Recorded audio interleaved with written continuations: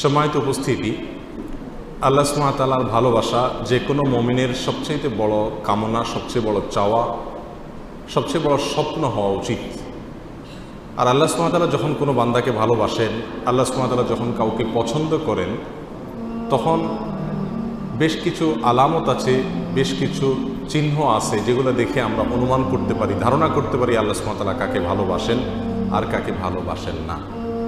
আল্লাহ সুবহানাহু ওয়া তাআলার ভালোবাসার যে সকল আলামতের কথা নবী আলাইহিস সালামের হাদিসে এসেছে, তার মধ্য থেকে আমরা 4টি আলামতের কথা আজকে উল্লেখ করব ইনশাআল্লাহ বিইذنিল্লাহ।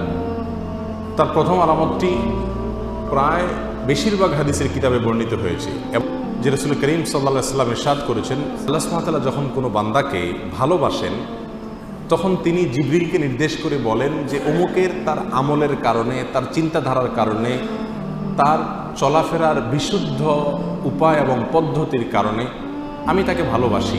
আল্লাহ সুবহানাহু ওয়া তাআলা ভালোবাসাকে তখন জানিয়ে দেন, তখন তিনি জিবরিলকে নির্দেশ করেন তুমিও তাকে ভালোবাসো। তখন জিবরিল আসমানে ঘোষণা দেন যে আল্লাহ অমুককে ভালোবেসেছেন, তাই আল্লাহ নির্দেশ করেছেন ভালোবাসার, তোমরাও তাকে ভালোবাসো। আসমানওয়ালারা অর্থাৎ ফেরেশতারা সকলে তার প্রতি ভালোবাসা প্রকাশ করেন। তখন আল্লাহ সুবহানাহু ওয়া তাআলা স্বয়ংক্রিয়ভাবে পৃথিবীতে যারা বসবাস করে তাদের অন্তরে ওই ব্যক্তির প্রতি ভালোবাসা সৃষ্টি করে দেন। বর্ণাকারী বলেন, আর যদি কাউকে আল্লাহ সুবহানাহু ওয়া তাআলা ঘৃণা করেন, অপছন্দ করেন, একইভাবে অর্থাৎ জিবরিলকে ডেকে বলেন আল্লাহ সুবহানাহু ওয়া তাআলা আমি অমুককে তার কর্মের কারণে তাকে আমি অপছন্দ করি, তুমি অপছন্দ করো। আসমানওয়ালারা অপছন্দ করে, তারপরে জমিনওয়ালা বা পৃথিবীবাসীও তাকে অপছন্দ করতে থাকে। এ হাদিস থেকে বোঝা গেল আল্লাহ সুবহানাহু ওয়া তাআলা যখন কাউকে ভালোবাসেন তার একটা আলামত হলো যে পৃথিবীতে বেশিরভাগ মানুষ বা সচরাচর তাকে যারা চিনে জানে তাদের সকলের ভালোবাসা তার প্রতি আল্লাহ সুবহানাহু ওয়া তাআলা সৃষ্টি করে দেন। এখন আপনারা কেউ বলতে পারেন, তাহলে আমরা অনেক তথাকথিত তারকা, তথাকথিত জনপ্রিয় শিল্পী, বিভিন্ন সেক্টরের আমরা দেখি তারা খুব জনপ্রিয়, তাদেরকে মানুষ অনেক বেশি ভালোবাসে, তাদের অনেক ফ্যান ভক্ত পাওয়া যায়, তাহলে তার মানে কি এদেরকে আল্লাহ সুবহানাহু ওয়া তাআলা অনেক বেসেছেন, তাই জিবরিল ভালোবেসেছেন, তাই পৃথিবীতে সবাই তাদেরকে পছন্দ করে, তাদের ফ্যান ফলোয়ার আছে? ব্যাপারটি কি তাই? ব্যাপারটি তা না। আসলে এখানে জমিনওয়ালাদের ভালোবাসা বলতে মুমিনদের, ইমানদারদের, নেককারদের ভালোবাসা বোঝানো হয়েছে।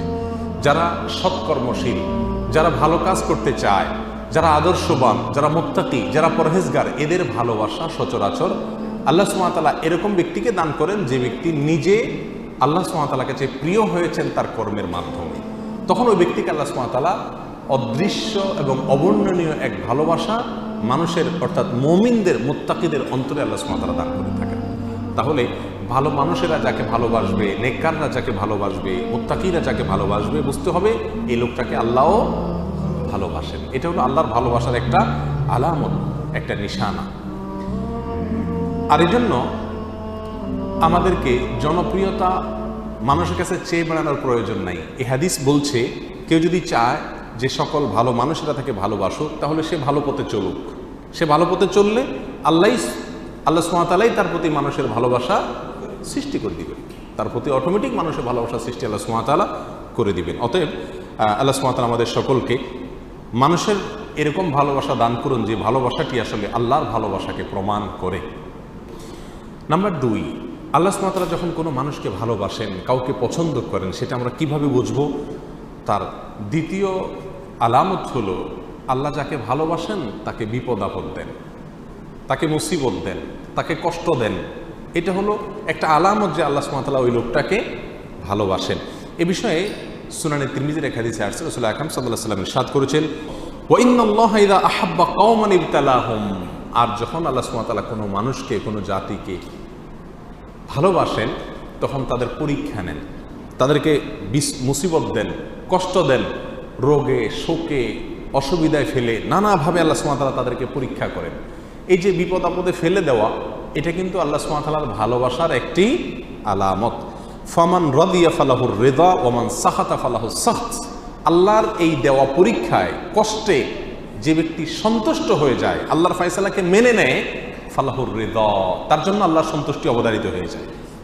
আর যে ব্যক্তি আল্লাহর এই ফয়সালায়, আল্লাহর এই কষ্ট দেওয়ায় সে অসন্তুষ্ট হয়ে যায়, আল্লাহর ফয়সালাকে মেনে নিতে পারে না, রিদা বিল কাদা, ইমানের গুরুত্বপূর্ণ একটা পয়েন্ট, এই বিষয়টি যে অর্জন করতে পারে না, বরং হাহুতাশ করে, অস্থির হয়ে যায়, গালমন্দ শুরু করে দেয়, আল্লাহর ফয়সালাকে সে অ্যাভয়েড করে, হ্যাঁ আল্লাহ আর লোক দেখে নেই, আমার উপরে সব বিপদ আসে, এই টাইপের কথাবার্তা বলে, ফালাহু সাখত, তখন ওই ব্যক্তির জন্য আল্লাহর পক্ষ থেকে অসন্তুষ্টি অবধারিত হয়ে যায়। আল্লাহ আমাদের মাফ করুন।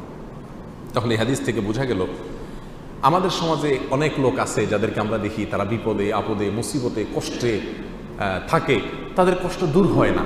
আমরা অনেক সময় বলে ফেলি যে এই লোকটা আল্লাহর কাছে কত অপছন্দনীয়, কত আল্লাহ তাআলার কাছে অপ্রিয়, কত বড় নাফরমান হলে তার বিপদ আপদ দূর হয় না, আল্লাহ একের পর এক বিপদে ফেলছে।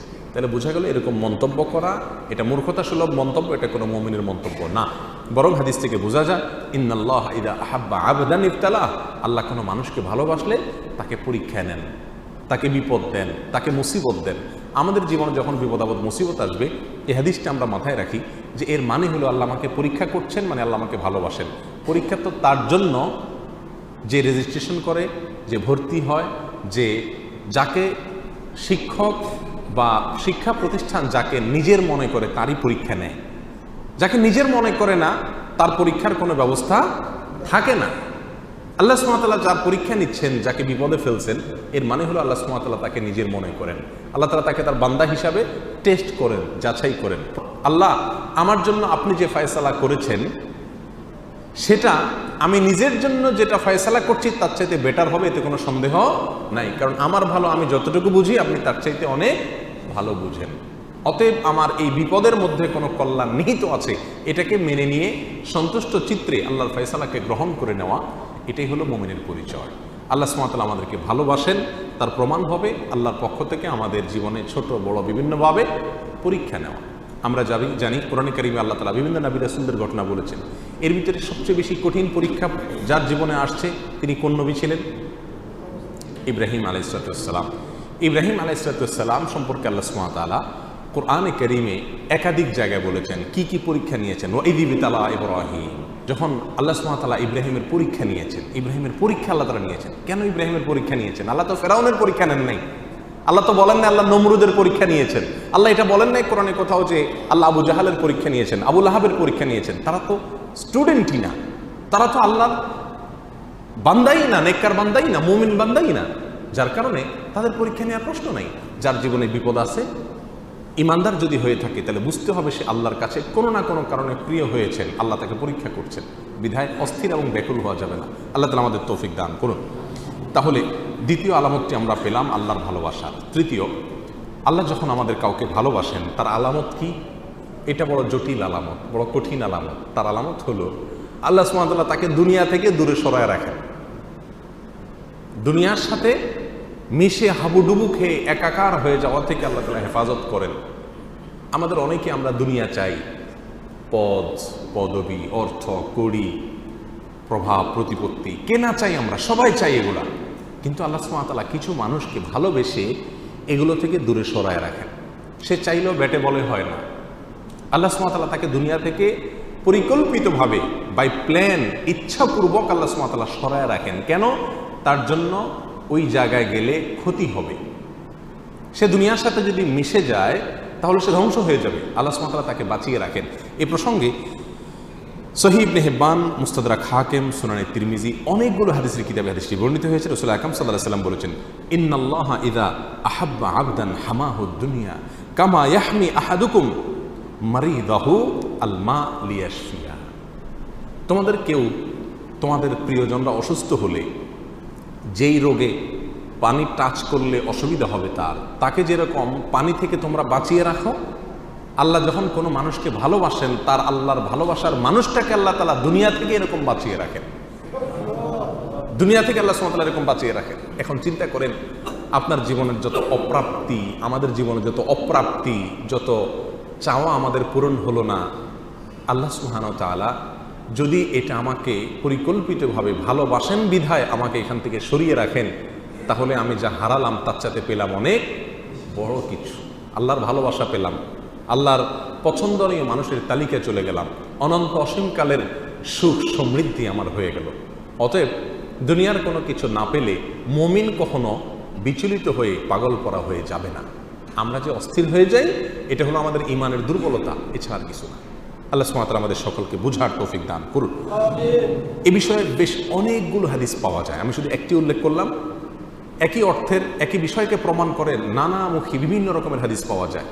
এই সবগুলো হাদিসের খোলাসাগত একটাই, আল্লাহ তার প্রিয় বান্দাদেরকে সচরাচর দুনিয়া থেকে একটু দূরে রাখেন।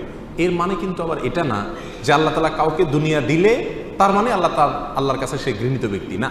আল্লাহ তার প্রিয় বান্দাদের কাউকে কাউকে দুনিয়া দিয়েছেন। যেমন ওসমান রাদিয়াল্লাহু তাআলা আনহু, তাকে আল্লাহ তাআলা দুনিয়া দিয়েছেন, আবার তাকে আল্লাহ ভালোবাসতেন। সুলাইমান আলাইহিস সালামকে আল্লাহ তাআলা দুনিয়া দিয়েছেন, আবার তাকে ভালোবাসতেন। দাউদ আলাইহিস সালামকে আল্লাহ তাআলা দুনিয়া দিয়েছেন, আবার তাকে ভালোবাসতেন।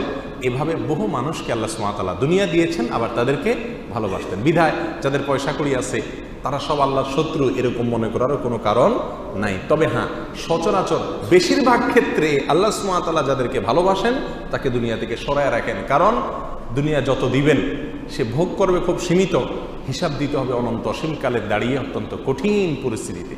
আল্লাহর ভালোবাসার আরেকটি আলামত হলো নেক কাজ করার সুযোগ পাওয়া। আল্লাহ যদি কাউকে নেক কাজ করার সুযোগ দেন, ভালো কাজ করার সুযোগ দেন, তৌফিক হয় ভালো কাজ করার, ভালো পথে চলার, এর মানে হলো আল্লাহ সুবহানাহু ওয়া তাআলা তাকে ভালোবাসেন। বিভিন্ন হাদিস থেকে আমরা জানতে পারি এই বিষয়টি। রাসূল আকরাম সাল্লাল্লাহু আলাইহি ওয়াসাল্লাম যেমন এক হাদিসে বলেছেন, আইয়ুরিদিল্লাহু বিহি খাইরান, আল্লাহ তাআলা কারোর কল্যাণ চান অথবা তাকে দিয়ে কল্যাণ করাতে চান, ইউফাক্কিহু ফিদ্দীন, তাকে দ্বীনের বুঝ, দ্বীনের নলেজ, দ্বীনের ইলম আল্লাহ তাআলা দান করেন। দ্বীনের ইলম পাওয়া, ভালো কাজ করতে পারা, ইবাদত করতে পারা, এটাও আল্লাহ সুবহানাহু ওয়া তাআলার ভালোবাসা পাওয়ার অন্যতম একটি আলামত এবং লক্ষণ। আল্লাহ সুবহানাহু ওয়া তাআলা আমাদের সবাইকে তার প্রিয় পাত্র হওয়ার তৌফিক দান করুন।